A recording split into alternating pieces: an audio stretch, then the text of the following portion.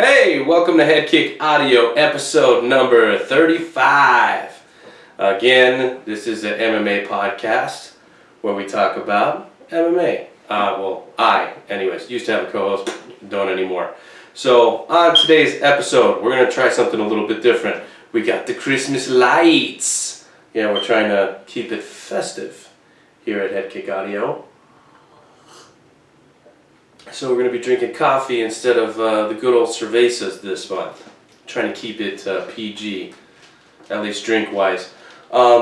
We've got UFC on ESPN 7, I believe was the number. UFC DC, whatever the number was, doesn't really matter a whole lot. Because that's just what we're going towards, is more about the city than the number. At least that's what I'm gathering.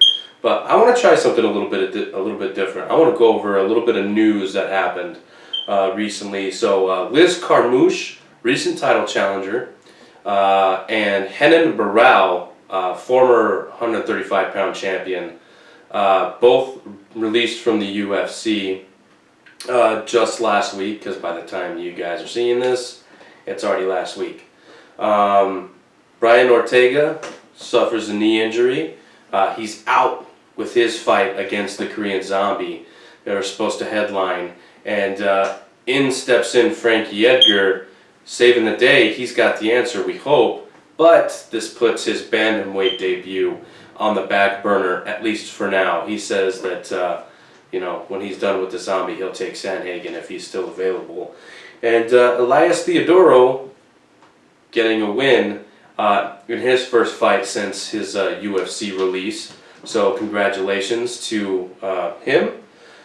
Tito Ortiz got a win over Alberto El Patron, sub in the first round over at Combate. Brendan Laughlin is going to be fighting at the PFL finale December 31st in New York. So that's pretty cool, a little feature bout that they're doing there. And the last bit of news, definitely can't not include this in there. Matt the Mangler Bissett is going to be fighting for the vacant CES featherweight title, one that he relinquished to go to the UFC. He's going to be taking on Charles Cheeks III. So that'll wrap it up for news real quick. Moving on, UFC DC took place at the Capital One Arena. And after 12 bouts, you had 4 submissions, 4 KOs, 2 draws, and a twister. I hope I'm not forgetting anything there. So yes, that's right. A twister submission happened at UFC DC Arkansas. There you go. The attendance was 10,816 for a live gate of 932,593 and some change. So let's go ahead and get started in the results. Good old coffee. It says, "Baby, it's cold outside." That's what the mug says, ladies and gentlemen. It's what the mug says. So let's see what we got here in prelim action. You had early prelims, regular prelims, main card, usually how it goes. We'll go ahead and start with the prelims, work our way from the bottom to the top. In your early prelims, you had Mahmoud Muradov get the win over Trevor Smith. Now, I thought that this was going to be more of a back-and-forth, gritty affair. It turns out Muradov just was a little bit too much for Trevor Smith. Trevor looked really slow and ended up getting himself knocked out in the third round at 4 minutes and 9 seconds, as you see, bam, right there. Virna Jandiroba, I hope I'm saying that right. She got the RNC over Mallory Martin, who was recent Dana White Contender Series. She fought for Invicta, she fought for LFA. I was really excited to see her in the UFC, but on the short notice, 10 days, unable to get it done. Get subbed there. Moving on to the ESPN prelim, sorry.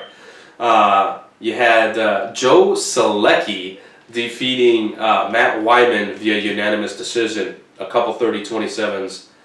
I thought there was a 26 in there, but I guess not. Matt Wyman, a veteran of the UFC since I believe like 2011.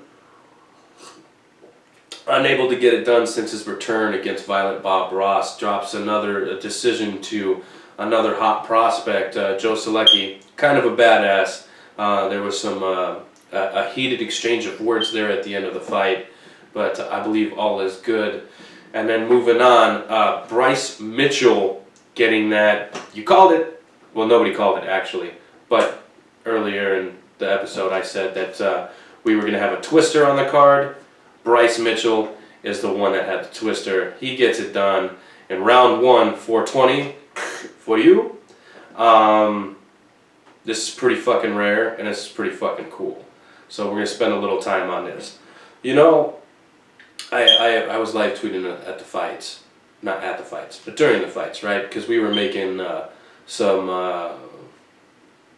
improvements on the studio. I don't know if you can tell if they're improvements or not, but I only have those lights on. New lights, courtesy of Northside Lighting and Liam Etheridge. But we're watching this, and you know, Bryce is just flowing over Sales. He was just flowing over Sales like water. You know what I mean? It was really cool to see. Sales looked like a fish out of water. No pun intended, even though they're, yeah. Anyway, so Arkansas just like floating above him, doing pretty much whatever he wanted to do. And then I saw it happening, and I'm like, no way he's going to hit that. And he fucking hit it. So get this boy some camel shorts. For real. Bryce Mitchell. Kind of making, tying into the next fight here, Billy Quarantino defeating Jacob Kilburn via triangle choke.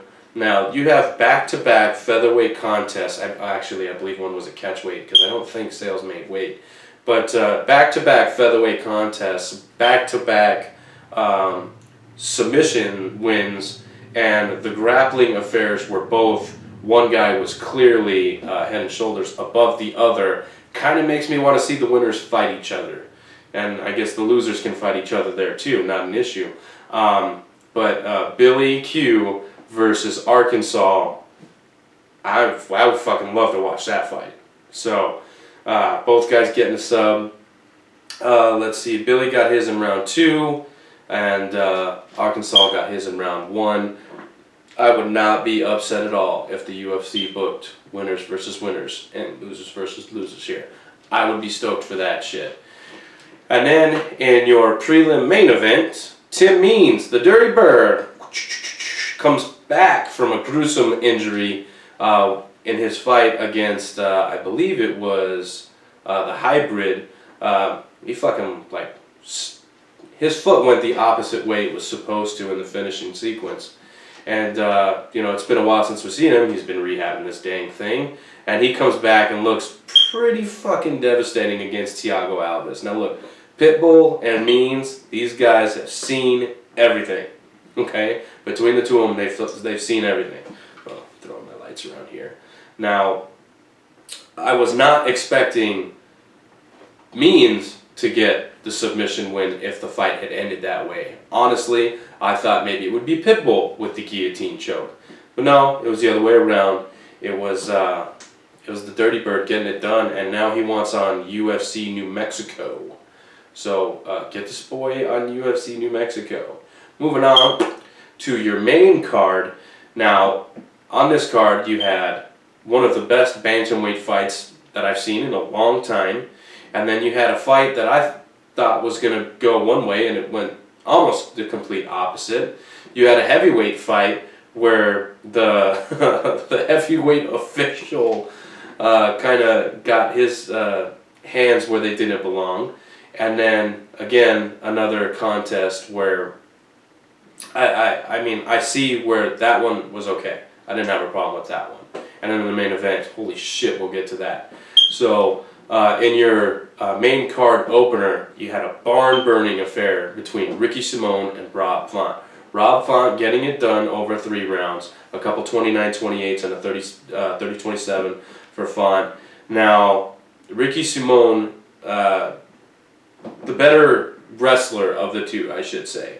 Rob Font, the better striker. Definitely more crisp boxing. He's got a really sick jab. Was throwing lots of uppercuts. It was a real fun fight to watch. But I didn't know that Font had that good wrestling defense. He was getting out of some very shitty situations.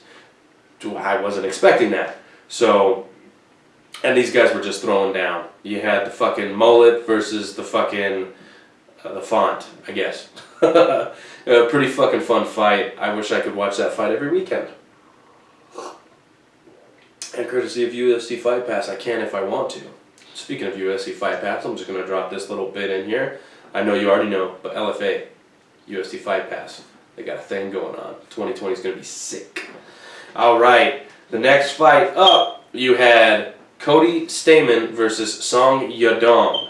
Now, this is the fight where I was a little confused because I had it 2 rounds to 1 for Stamann, and then with the illegal, I think it was the illegal knee to the grounded opponent, that should have been, it should have been 3, or the first round would have been a 9-9, right? So I have a 9-9 in the first round, and then the next 2 rounds I have Stamann winning them. Not by a whole lot, not by leaps and bounds, but I have him winning those rounds. This fight is declared a majority draw. So this is best case scenario for Song Yadong. Shitty scenario, because it's not worst case for Cody Stamann. He could have lost on the scorecards. So that means if the point doesn't get taken away, you're not looking at a draw. You're looking at a win for Song Yadong. So I don't know what fucking fight that these judges were watching, but I'm really starting to get irritated with these fucking like stupid decisions. Not, no disrespect to Song Yadong, but you weren't winning that fight, homie. So you got a draw. Good for you.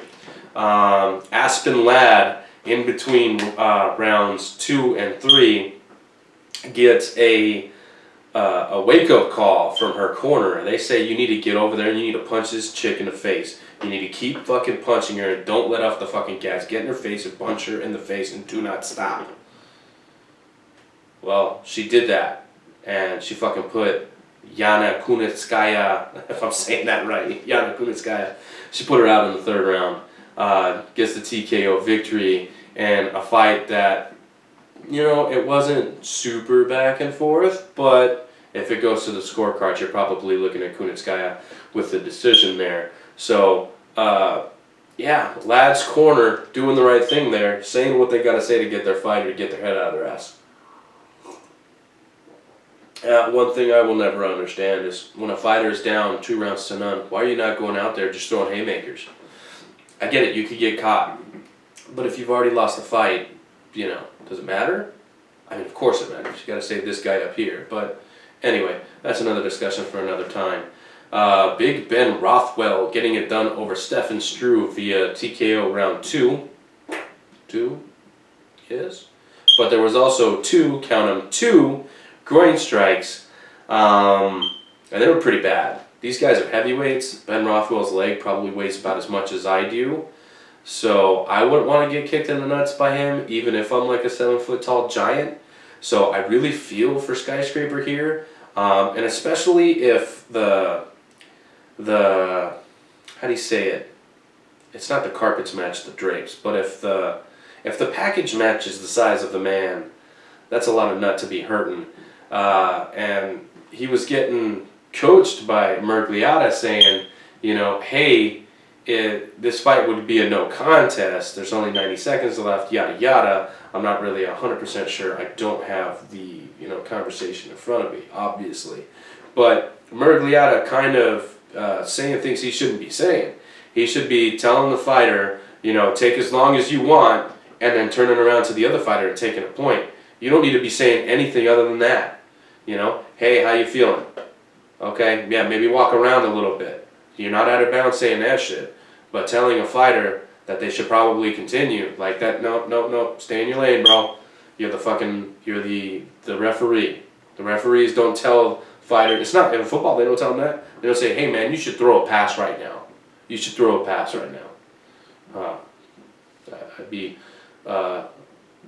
if I don't say something about it, I don't know if the wives, or I should say the wife, but the Saints had a pretty bad loss today, so you know, football. What are you going to do? Anyways, Mergliata getting in there doing things that Mergliata should not be doing. So let's get this guy back in another course and fucking learn him to not fucking say shit when he doesn't need to be saying shit. But it's pretty unfortunate because Struve continues, right? And then he loses. That's fucked up. That's fucked up. Because he just been like, you know what, dude? I got kicked in the nuts twice. The doctor's telling me, I should probably just fucking call it a day, you know. And instead, he continues and then he gets knocked out. Now, am I saying that I want all fighters to just listen to the doctor and do what the doctor say? No, because sometimes doctors are fucking full of shit. Just ask Michael Chandler when the doctor told him, you got a fucking broken leg. Sorry. I don't fucking believe that shit. He didn't have a broken leg. I mean, something was definitely wrong with the foot, but I don't think he had a fucking broken leg. Let me switch the time here. Oh, we're doing fucking fantastic on time. Cool, that means we'll get to preview UFC 245, which is going to be awesome. In the co-main event, Marina Rodriguez versus Cynthia Calvillo is ruled a majority draw as well. Now look, Marina Rodriguez was totally winning the first 2 rounds, absolutely, and then Cynthia Calvillo comes back, does everything she can to finish the girl, but has to settle on a draw. Now this scorecard I agree with, okay? Now I'm going to put Cody Staman's Song Yadong scorecard right here so you can peep that, because I got it. The internet is a great tool, especially when you're doing stupid shit like this. Anyway, so that was a fun fight. Cynthia Calvillo definitely needs to figure out what weight class she wants to be in, because you can't keep missing weight at strawweight and call yourself a strawweight fighter. A 125 isn't. The girls aren't that much bigger than you, and excuse me. Just go up. If you're having trouble making the weight, just go up. Just fucking go up. Let's not even get into Aldo in his 35 debut just yet. Hold on. But you know, Calvillo, the UFC really likes this chick, so I think going at 25 probably does a lot of good for her. She'll probably, you know, do well in the weight class. I don't really see her giving up too much in size. And Marina Rodriguez, on the other hand, you just keep doing what you do. Maybe work on that cardio for the 3rd round, but she says she does not want a rematch. She doesn't want that fight back at all. Cool, move on, move forward, and so will we. The main event, you had Alistair Overeem versus Jairzinho Rozenstruik. Okay, there's a heavyweight contender versus veteran, right? Rising star versus a formidable former champion. Alistair Overeem's been around, has fucking seen everything from, you know, getting the devastating knockout to being the guy who gets devastatingly knocked out, if I'm saying that correctly. But anyways, Alistair's seen it all. Rozenstruik, look, his first 3 fights in the UFC they didn't last very long. I don't think he's been out of the 2nd round. So this fight making it all the way to the 5th with literally 4 seconds to spare and a decision not going his way, Biggie Boy lays one on Overeem. Punches him right in the fucking face with all of his fucking weight. You should see the fucking picture. I might put it right there. But Alistair Overeem's lip, graphic content warning, okay? His lip, just, trying to be fucking Robbie Lawler over here. Fucking, it was twice what Robbie Lawler's was. Ugh. I can't even talk. Shit. Anyways, yeah, if this fight goes to the scorecards, Overeem is looking at unanimous decision win. Pretty easily. I think the 4th round was probably the closest, but I mean, you got 4 seconds left, and what's really weird is, you know, so Jairzinho lands the strike, and Overeem kind of, you know, falls to his butt up against the cage, and then gets up right away and kind of starts walking off to the side. So I'm not sure if Overeem was completely out or what. Only Overeem knows, but the stoppage was kind of whack because Biggie Boy just kind of walks away. So does Overeem. He gets up and walks away. So, I mean, it is what it is. Overeem's okay. He's okay. He's all stitched up now. I'm sure he's looking pretty. But Jairzinho, he continues with his call-out of Francis Ngannou. Now, look, I haven't heard anybody call Francis Ngannou out. Give the man the fight. Because you're looking at DC Miocic, and then the winner of that fight, Francis is probably next. But he's going to have to wait an extended period of time. Heavyweights, especially at the championship level, generally only fight 2 times a year. Okay? So you're looking at once in the beginning of the year, once in the end of the year. Because I don't think that the winner of that fight is going to fight in the summer and then fight again in the winter. So Francis Ngannou would be waiting a really long time to get paid. Now, Francis, this guy's calling you out. This is your chance to go in there and be like, okay, I'm the #1 contender. I'll take this fight. I'll kick this guy's ass. And then you can't deny me. Give me the fucking title shot. If you're that confident, it should be easy money. Biggie Boy is that confident. This would be... I hope it wouldn't be reminiscent of Derek Lewis Ngannou. That fight sucked. I hope it wouldn't be like that. But I'm not saying that I wouldn't watch it. Not saying I wouldn't watch it. So, yeah. What do you call it? A buzzer beater? A buzzer beater KO. A twister. A couple draws. This fight card literally had everything you would want in a card. And even some things you don't want in a card. So UFC DC, in my opinion, is a success. And as soon as I learn to start talking, I'll let you guys know. So let's go ahead and go over the UFC Fight Night bonuses, shall we?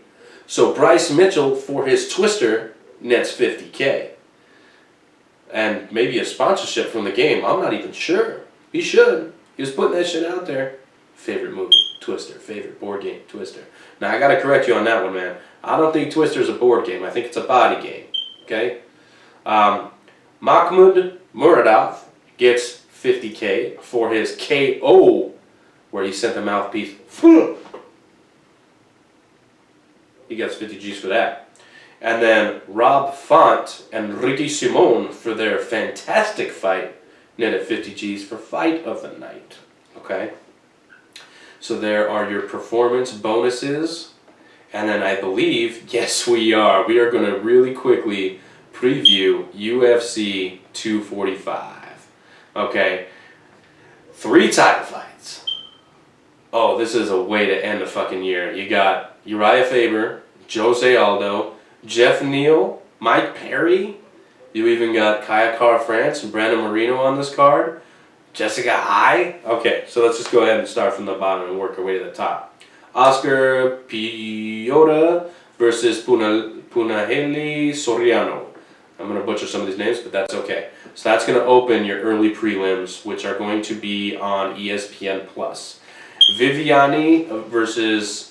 Araujo versus Jessica Ai coming off of a title loss. And Araujo working her way up the 125-pound weight class. Another flyweight affair, but in this time the men's division. Kaya Kara France versus Brandon Moreno.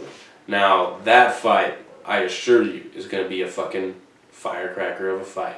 I love that shit. And then Chase Hooper versus Daniel Tamer will, I believe that's a featherweight affair. That fight will end your early preliminary card. And to open up the preliminary card, holy shit, Ben Saunders versus Matt Brown. Fucking A. This is going to be a battle of elbows. This is going to be a Muay Thai affair, and it's going to be fucking sick as hell. Ian Heinisch versus Omari Akhmedov. 2 guys that, kind of hovering around that top 15 mark in the middleweight division. Heinisch, a former LFA champion. Akhmedov, I believe I don't know if it was his last fight, but he's got to win over Tim Bosch, who's kind of one of the homies. So we'll probably be going for Heinisch in that fight. Irene Aldana versus Caitlin Vieira. A battle of top bantamweights there in the women's division. And then at welterweight, you got a fight of the year contender. Jeff Neal versus Mike Perry. That fight could headline a fight card. This is your main prelim. It didn't even make the main card. But for good reason. It's supposed to get you super hyped for that main card. This will do the trick. this will do the trick. Okay, Uriah Faber versus Peter Yan is bantamweight title eliminator at this point, and a pretty good one at that. Peter Yan's only got one loss on his record. Uriah Faber came back from, I believe, a 3-year retirement and got the KO victory over Ricky Simone in his last fight, and is kind of racing Father Time at this point to get to another title shot. So if he beats Peter Yan, I don't know, it depends on where Sterling's at, and also the Cejudo. Depends on where he's at as well. Jose Aldo versus Marlon Moraes, also in the bantamweight division. That's right, former 145-pound champion, Kingpin, probably the best featherweight of all time at this point, going down to 35, not up, where he was saying, you know, oh, featherweight's so hard to make, I don't know how much longer I can make it, and then, you know, there was that Pettis fight that could have happened at 55. No, he's going down to 45. Oh, sorry, 35. 45, what an idiot. Sometimes. Yeah, Jose Aldo looking pretty skinny. Pretty skinny. But, you know what? If he couldn't make the weight, I don't think that he would have done it. Hopefully there was a test cut, and, you know, everything goes off without a hitch. I don't like this fight. At featherweight, I like this fight. At bantamweight, I don't. Marlon Moraes, same thing. He's a huge bantamweight. You don't want to be fucking with that guy in your debut. So, Jose Aldo, I hope you know what you're doing, because you got your hands full, buddy. You got your hands full. And in the first of 3 title fights, the women's MMA GOAT, Amanda Nunes, is taking on GDR, Germaine Randami, if I'm pronouncing that right. I believe they fought once before, if I'm not mistaken, and I think Nunes beat her. Randami's coming off a really quick KO over Aspen Ladd. Controversial as it was still a win and got her this title fight. Amanda Nunes has just looked fucking absolutely incredible. I cannot say enough cool things about this chick, and she's actually pretty fucking funny. So, we'll go ahead and stop there. Max Holloway versus Alexander Volkanovski for the featherweight title in the men's division, and I don't know, okay, because Max Holloway has been pretty much at featherweight, pretty much unstoppable. Okay, the last time he lost in the weight class, I think, was against McGregor, when McGregor was a fucking featherweight, so it was that long ago. Since then, he's gone on a fucking tear, and I believe the only loss there is to Dustin Poirier for an interim lightweight title. So he's over here trying to make history and drops the unanimous decision to Poirier. But Volkanovski has looked pretty incredible. He got wins over Chad Mendes, Jose Aldo, just to name a couple. And those 2 guys, top 10 at the time. So former champion, former 2-time title challenger, Chad Mendes, and Chad had come back from a 2-year, what would you call that, when they're suspended? It was a suspension, that's what it's called. And, you know, he dispatched of jury pretty good, and then, you know, runs into Volkanovski and ends up retiring after the fight. So, Volkanovski out here retiring motherfuckers. So, this is a good fight at featherweight. Volkanovski knows how to get on the inside. Max Holloway knows how to keep people on the outside. So, this is going to be a battle of, yeah, of the little guy versus the tall guy. I tend to side with the little guy, because I'm the little guy. But I think Max Holloway gets it done here. And then in your main event for 245, you've got Kamaru Usman, the defending champion, versus the former interim champion at welterweight, Colby Covington. Chaos versus, I don't know if Kamaru has a fucking nickname or not, but doesn't matter. This is going to be absolutely insane. I don't know how else to put it. Both guys are pressure fighters. Both guys have great cardio. Both guys are not supreme strikers. Both guys are really awesome wrestlers. So this fight could play out on the feet. If it plays out on the feet, Kamaru, he doesn't throw as much as Colby, and that could be the difference in my opinion. It's just an opinion, okay? Don't get all fucking crazy on me saying, oh, you're a Colby nut hugger. I'm telling you, I don't know which way this fight's going to go, but I lean more towards Colby Covington than Kamaru Usman. Plus, you know, I don't like Usman's manager. Fight me. Anyways, haven't done that in a while. It was nice. Yeah, so there's your 245 preview. I'm going to go and get the fuck out of here. It's already been too fucking long for me. As you can see, we are bringing in the holidays. This will be all month, and I'll be taking the end of the month off again for the holidays. So, until next time, head kick audio. Merry Christmas.